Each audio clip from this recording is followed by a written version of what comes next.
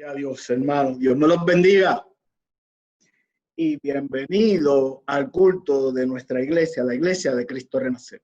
Le damos la gloria a Dios porque hoy nos ha dado una nueva oportunidad de poder venir a sus pies y escuchar su palabra. Quiero comenzar, como decía nuestra amada hermana Katy, felicitando a todos los padres. Pero en esta felicitación también quiero incluir a aquellos que no tienen hijos físicos. Porque estoy seguro que aunque no tienen hijos físicos, de alguna manera han sido o son padres de alguien, sea ya un sobrino, sea posiblemente un vecino, un padre espiritual de alguien, porque se ha tomado la iniciativa de poder traerlo a los caminos del Señor con sus consejos, con cuidados que les ofrece. Así que a todos ustedes, hermanos y amigos, les quiero desear de parte mía y de parte de nuestra iglesia muchas felicidades en este Día de los Padres. Y quiero, antes de pasar al mensaje, hacer unos pequeños bullets para los padres y los hombres. Primero quiero que sepan que la primera vez que se celebró el Día de los Padres fue para el año 1910. ¿Y sabes por qué fue? Fue en honor a un padre que quedó viudo porque su esposa murió en el parto de su sexta hija. Y él se esforzó por criar a esos 6 hijos y llevarlos hasta que fueron adultos. Y esa sexta hija, cuando ya fue adulta, se esforzó y luchó para que su padre fuera reconocido como un padre ejemplar. Al tiempo, pudo lograrlo en el lugar donde ellos vivían. Se fue reconocido como el Día de los Padres. Ese día del mes de junio, que es el día que más o menos se conmemora la fecha de su nacimiento, de su cumpleaños. En el 1910, el presidente de aquel entonces de los Estados Unidos aceptó que se pudiera celebrar el Día de los Padres, pero nada oficial. No fue hasta el 1924 que entonces comenzaron a celebrarlos, pero por pequeños condados.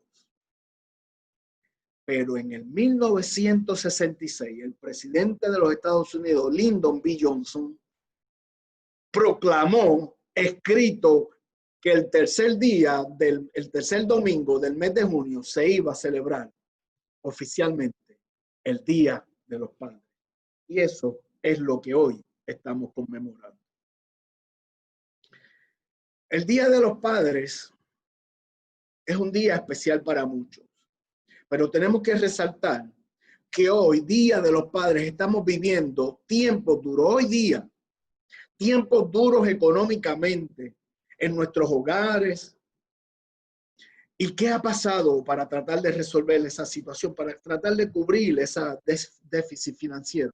Comenzamos a trabajar más tiempo, overtime, tiempo extra en nuestros trabajos, buscamos un segundo trabajo, buscamos part-time, con las consecuencias que eso trae, que es que les restamos tiempo a nuestras familias, a nuestros hijos. También provocamos que dejamos de congregarnos porque tenemos que tener mucho tiempo para trabajar. Echamos a un lado nuestra relación con Dios. Son muchos los retos que el Señor, que los hombres enfrentamos hoy día. Muchos dolores de cabeza que nosotros escondemos, vacíos que sufrimos, vicios que pudiéramos estar luchando y enojos que si no lo controlamos van a explotar, ya sea en nuestra salud, en discusiones, en corajes y sabe Dios que otras cosas. Y muchas veces sucede porque no cumplimos con lo básico que nos pide el Señor. En Efesios capítulo 5, versículo 23, el Señor le dice a los hombres, porque el marido es cabeza de la mujer, así como Cristo es cabeza de la iglesia, la cual es su cuerpo y él es su Salvador. Así que no podemos dejar de cumplir con ese mandato, porque al no cumplir con ese mandato dejamos de ser los padres dignos de ser imitados. Dejamos de ser los padres que el Señor nos envía como hombres, como cabeza del hogar. Entonces estamos impactando negativamente a nuestras familias, pero también estamos impactando negativamente a la sociedad completa. ¿Cómo yo impacto negativamente a la sociedad? Pues ¿sabe qué? Le voy a traer un pequeño estudio que se hizo hace unos años, lo he compartido, creo que en una ocasión anterior a la iglesia. Hace unos años atrás se hizo un estudio de la situación que estaba corriendo en la sociedad. ¿Qué provocó? ¿Cuál fue el resultado de ese estudio? Que el 63% de los jóvenes que cometen suicidios vienen de hogares sin padre, donde la figura paterna estuvo ausente. Pero más escandalosamente, se encontró ahí que el 85% de los niños que presentan trastorno de conducta se criaron sin el padre. El 71% de los desertores escolares también vienen de hogares sin padre. Y el 70% de los menores recluidos en instituciones juveniles son de hogares donde la figura paterna tampoco está. Este estudio demuestra que en los tiempos presentes, en los hogares, la figura del padre está ausente. Sea por las razones que sea por trabajo, sea porque está estudiando, o sea porque somos muy sociables. No importa la razón. Lo que estamos provocando son las estadísticas que acabo de compartir. Ahora bien, ¿queremos ser cómplices de esto? ¿Queremos seguir aportando a esas estadísticas negativas? Y eso sin dejar atrás que actualmente el 70% de los matrimonios llega al divorcio. 70%, 7 de cada 10. Y eso es algo que no se supone que suceda, porque eso es una trampa de Satanás precisamente para desajustar y hacer daño a la familia, y de esa manera hace daño a la sociedad. Ahí están los números. Y también sin descuidarnos, sin pasar por alto, que muchos se divorcian y se divorcian también de sus hijos. Permita siempre que Dios sea el centro de su hogar y verá cómo todas las cosas se van a alinear para bien. Pero a las esposas le tengo un pequeño parrafito. El rol de las esposas también es importante, porque la situación económica demanda tanto que ambos tienen que salir a trabajar, pero eso no quiere decir que somos independientes y cada uno coge por su lado. Ustedes, esposas, no pueden tomar el rol de padre. Nosotros tenemos que tener esa función. Tenemos que ser el uno para el otro y tenemos que estar de acuerdo en la crianza de nuestros hijos, en la toma de decisiones. Hay que compartir en familia, no podemos seguir cada uno por su lado, uno viendo televisión en el segundo piso, en la sala, otro en el family, en las redes sociales, metido en las redes sociales o en el teléfono. No podemos contradecirnos ni quitarle la autoridad uno al otro delante de los hijos o con los hijos. ¿Sabe cómo podemos contrarrestar todo esto? Permitiendo que Dios sea el centro de su vida, de nuestras vidas. Que Dios sea el centro de nuestro hogar, pero también el centro de nuestra vida individual. Así que así seremos testigos y modelos para que nuestros hijos puedan acercarse al Señor, porque le dimos testimonio que lo que digo y hago en la calle y en la iglesia es lo mismo que digo y hago en mi casa. Es eso lo que sucede en su casa, en su núcleo familiar. Ahora busquemos en nuestras Biblias. Vayamos en nuestras Biblias al libro de Lucas. Libro de Lucas, y vamos a trabajar con los versículos, varios versículos del capítulo 8.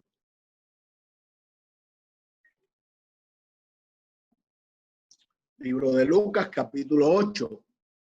Comenzamos en el versículo 40 y leemos la palabra del Señor en el nombre del Padre, del Hijo y del Espíritu Santo. Cuando volvió Jesús, le recibió la multitud con gozo, porque todos le esperaban. Entonces vino un varón llamado Jairo, que era principal de la sinagoga, y postrándose, palabra importante, subrayela, y postrándose a los pies de Jesús, le rogaba que entrase en su casa, porque tenía una hija única, como de 12 años, que se estaba muriendo. Y mientras iba, la multitud le oprimía. Vayamos más adelante al versículo 49. Estaba hablando aún, eso fue cuando sucedió lo de la mujer del flujo de sangre. Estaba hablando aún cuando vino uno de casa del principal de la sinagoga a decirle: tu hija ha muerto, no molestes más al maestro. Pero Jesús lo escuchó.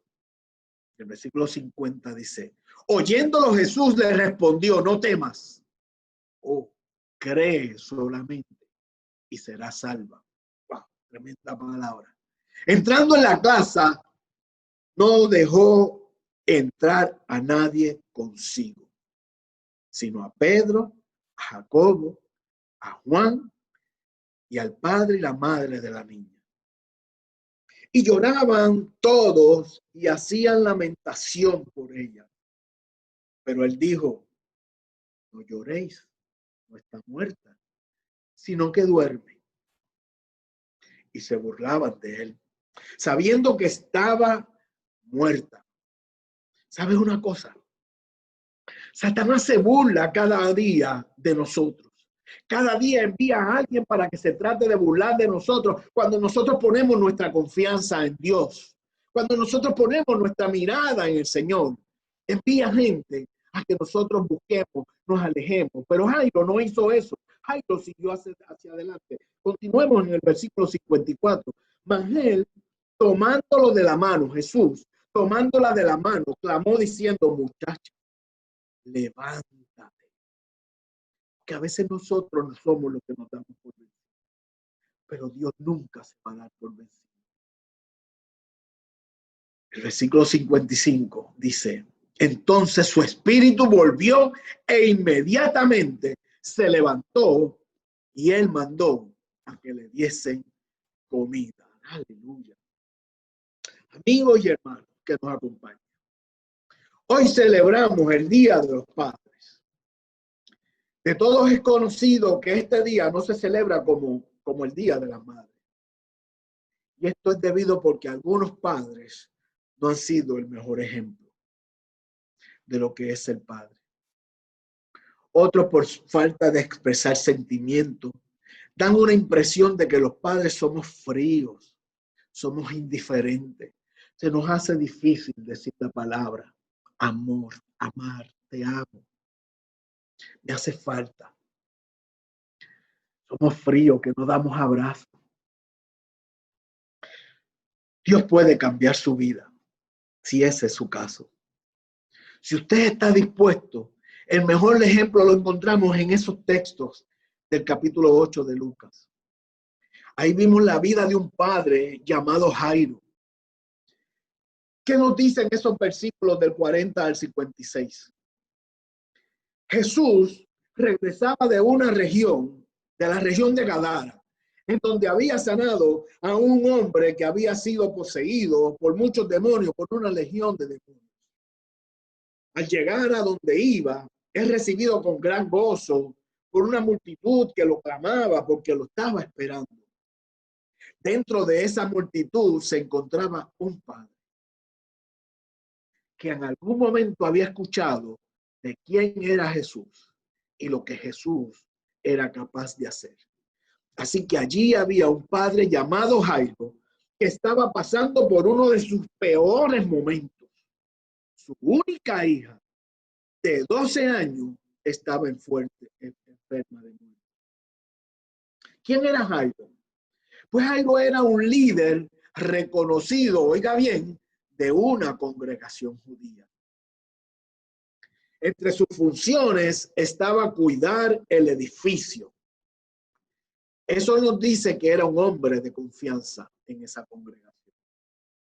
Era quien organizaba los servicios, porque era una persona responsable, cumplidor, puntual. Había demostrado que amaba a Jehová. Además, era quien seleccionaba a los que iban a participar en el servicio. Y también nombraba al asistente, que era el que iba a proteger los rollos sagrados de la palabra. O sea, podemos llegar a la conclusión de que era un hombre de buen testimonio en su comunidad de fe y en la comunidad que lo rodeaba. Sin embargo, nada de eso es lo que es destacado por Lucas.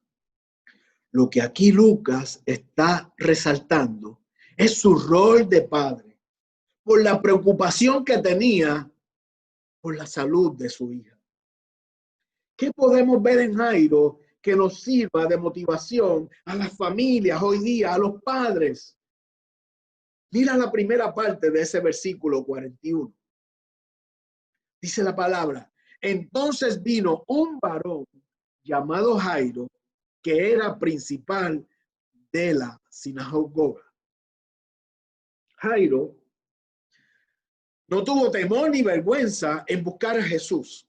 ¿Sabes qué? Independientemente de la posición que ostentaba en ese lugar o de las personas que estuvieran alrededor observándolo, no le importó. Le importaba quién era Jesús y lo que Jesús podía hacer por su hija. Una verdad sobre los hombres es que nosotros tendemos en los momentos de sufrimiento a aislarnos. Sufrir en silencio cuando atravesamos por dificultades. Muchas veces eso es por el orgullo, el ego, para que no nos vean débiles, que no permita que otro vea que nosotros podemos admitir que tenemos crisis, que se salen de nuestras manos, cuando dependemos de nuestras fuerzas y no de Dios. Así que se nos hace difícil ir y pedir ayuda. Buscar un consejo es señal de debilidad para ese tipo de personas. O que no tenemos el carácter que los demás quieren que tengamos, porque queremos que estemos parados en una posición y los demás estén por debajo de nosotros. Sin embargo, tenemos un corazón roto, destruido, sencillamente por no pedir ayuda, por no pedir auxilio, por no acercarnos al Señor.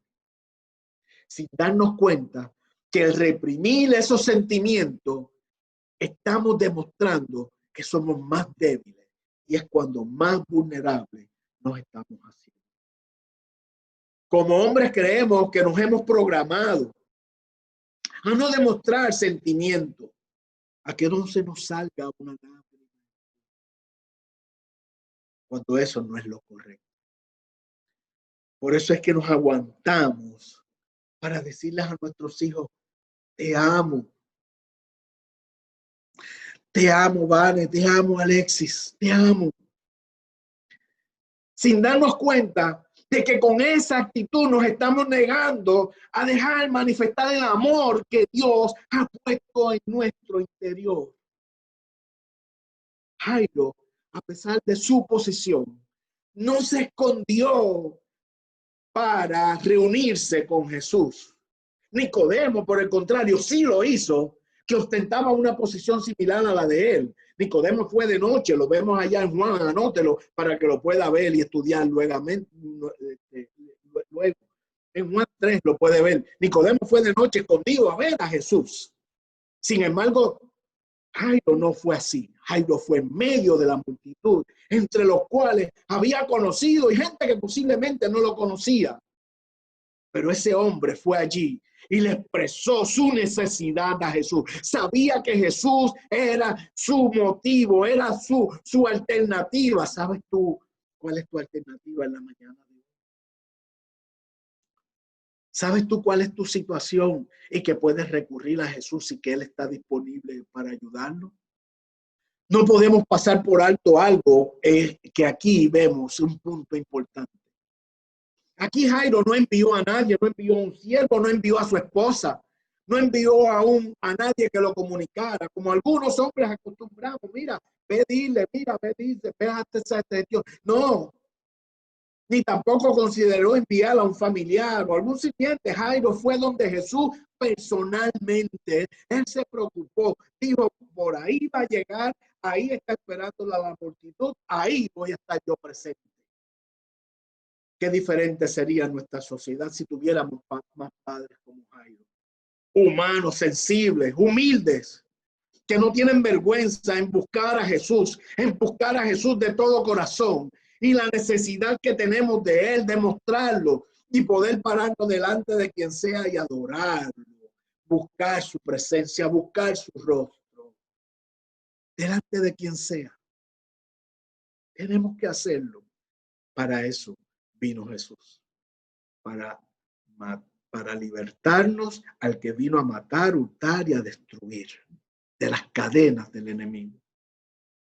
Veamos lo que dice la segunda parte del versículo 41 de ese capítulo 8 de Lucas.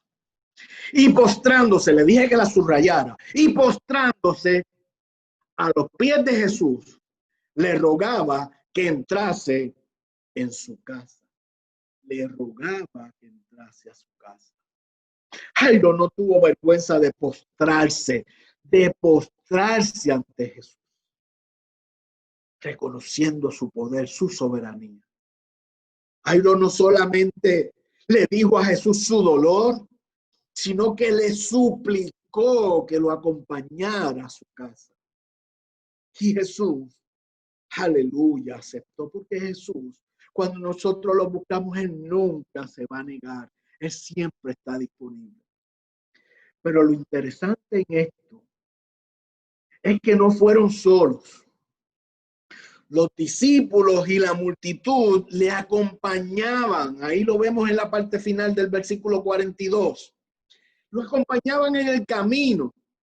Y en ese camino, en esa multitud que iban todos camino a la casa de Jairo, es que viene una mujer y le toca la mujer del flujo de sangre.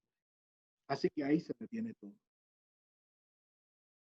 Y esto es un factor importante. Porque ahí es donde el relato de la sanación de la mujer realza los hechos de la vida de Jairo. ¿Por qué? Porque a pesar de la urgencia de atender la situación de Jairo, recuerden, su hija estaba enferma de muerte. Jesús se detiene a atender la necesidad de esa mujer. Y no se iba a mover de allí hasta poder identificar quién había tocado su manto. Nunca podemos pensar que para Dios hay cosas más importantes para atender que las nuestras. No, Él va a atenderla toda por igual. No va a pasar nada por alto. Cada cosa a su tiempo. Cada respuesta a cada oración a su tiempo.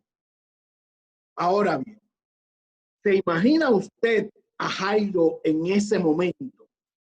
¿Qué pudiera estar pasando por la mente de Jairo? Jairo va camino con Jesús a su casa, al lecho prácticamente de muerte de su hija. Y sucede esto. Y ahora Jairo debe estar, y mi hija esperándonos, esto es urgente, y este hombre ahora saca el momento, se detiene para atender esta situación. Y no avanza para llegar a mi casa, estamos tarde. ¿No se identifica usted con esta situación? ¿No es lo que nosotros hacemos? Nosotros siempre pretendemos que Dios conteste nuestra oración primero que nadie. Nosotros queremos que Dios atienda primero nuestros deseos que los demás. ¿No es eso lo que nosotros hacemos? Siempre estamos parando, esperando la respuesta a nuestra oración, sin darnos cuenta que Dios en su inmensa misericordia y en su gran soberanía nos va a suplir conforme nuestra necesidad. Pero ¿sabe qué? Va a ser en su tiempo, no en el tiempo nuestro. Va a ser en su tiempo, porque el tiempo de Dios para nosotros es perfecto. Porque Él nunca va a llegar tarde. Él lo conoce todo. Jesús tiene un propósito para todos nosotros, pero tenemos que confiar en Él. Tenemos que confiar para que pueda obrar en nuestra vida, para que pueda trabajar con nosotros. Tenemos que cedernos a Él. No basta saberlo, porque muchas veces tú vas en consejería, tú le estás diciendo, sí, yo lo sé, pero ¿por qué no lo cumples? ¿Por qué no lo haces? No basta saberlo. Tenemos que seguir caminando hacia el frente. No importa lo que esté pasando, porque al seguir caminando le estamos diciendo a todos que nuestra confianza no está puesta en nosotros, en lo que sabemos. Nuestra confianza está puesta en Dios. Aleluya. Que vino a salvar, que vino a libertar y que vino a romper las cadenas que nos tienen atados. ¿Cuál es la situación tuya en este momento? En esa situación, ¿has dependido del Señor? ¿Confías que Él va a suplir toda tu necesidad? Jairo, en el camino, se entera que su hija había muerto. ¿Se imagina usted en ese momento? ¿Se puede imaginar? Algunos de ustedes, yo sé que se lo pueden imaginar porque lo han pasado. ¿Se imagina lo que pudo pasar por la mente de Jairo ahí en ese momento? Tanto esfuerzo y no llegamos a tiempo. Sin embargo, luego de eso, ¿qué podemos creer que podía hacer Jesús? Hemos pensado, después de haber traído la muerte de que la hija de Jairo había muerto, ¿qué podía hacer Jesús? Hemos pensado en eso. Vayamos y veamos los versículos 49 al 51. Estaba hablando aún, todavía Jesús estaba allí tratando de descifrar y de resolver la situación de la mujer del flujo de sangre. Cuando vino uno de casa del principal de la sinagoga a decirle, tu hija ha muerto. Pero le añadió algo más. Así que le dijo, tu hija ha muerto, no molestes más al maestro. Como si con nosotros cuando oramos al Señor y le pedimos como si lo estuviéramos molestando. Él espera que cada uno recurramos a Él en oración y le pidamos. Mira, continuamos en el versículo 50. Oyéndolo, Jesús le respondió, no temas. Oye, escuchaste a aquel que vino a decirte, aquel que vino a traerte malas noticias. ¿Sabe qué? Ahora el que tiene poder le está diciendo, le respondió, no temas. Cree solamente y será salva. Cree solamente y será salva. ¿Tú crees? ¿Crees que lo puede hacer contigo?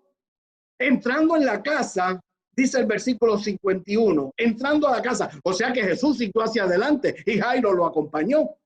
No dejó entrar a nadie consigo, sino a Pedro, a Jacobo, a Juan y al padre y la madre de la niña. A pesar de la mala noticia, Jairo no titubeó en seguir hacia adelante. No le dijo, no vayas conmigo, ya ella murió, ya no hay nada que hacer. Escuchó la mala noticia, pero confió en lo que Jesús le dijo. Cree solamente. Cree.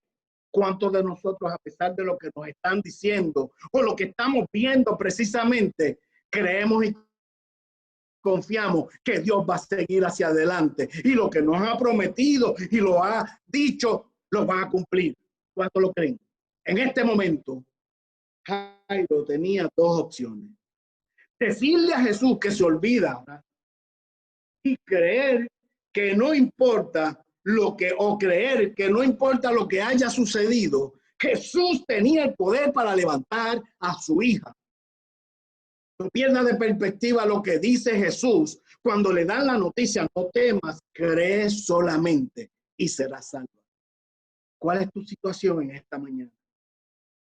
¿Cuál es tu situación en este momento? En este momento te digo de parte del Señor que tienes que creer. Esa es la palabra, esa es la promesa. Tienes que creer que Dios puede intervenir cualquier sea tu caso, sea de enfermedad, sea de salud, sea de problemas, sea de situación con tus hijos, sea cualquier sea tu dolor. No dudes, solo cree, dice el Señor.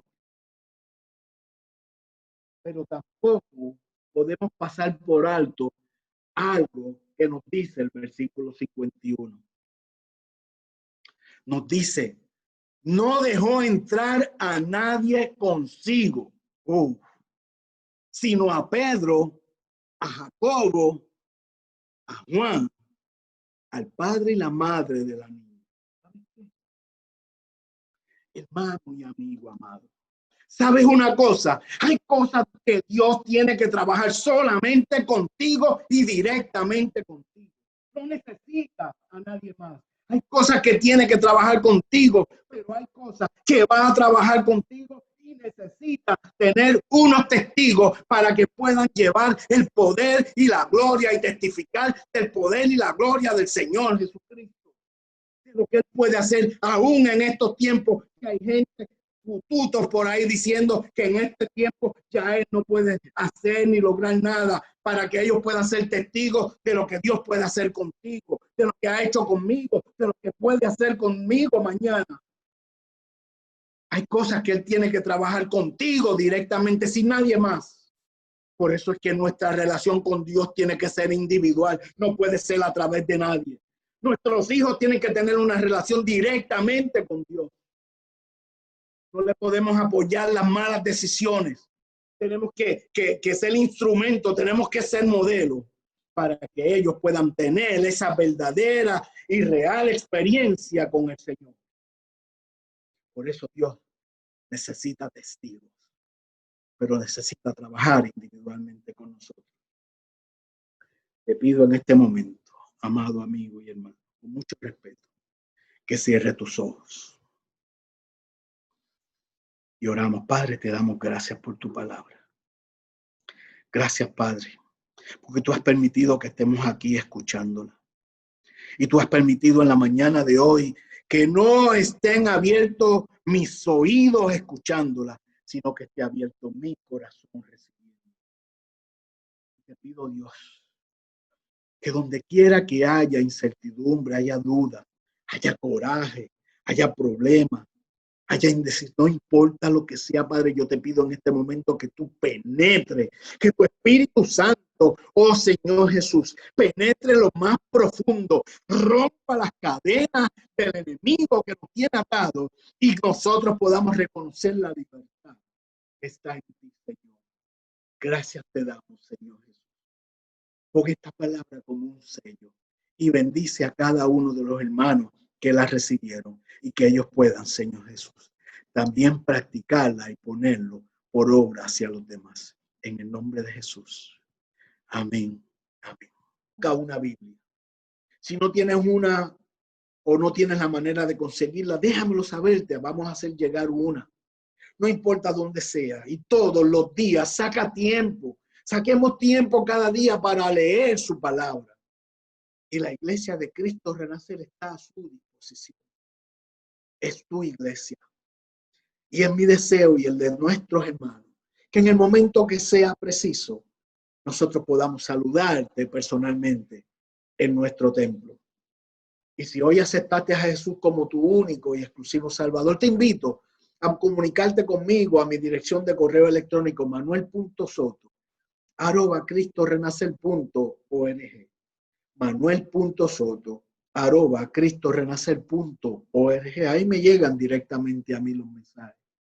Envía tu nombre y si necesita que te enviemos una Biblia, incluye tu dirección postal.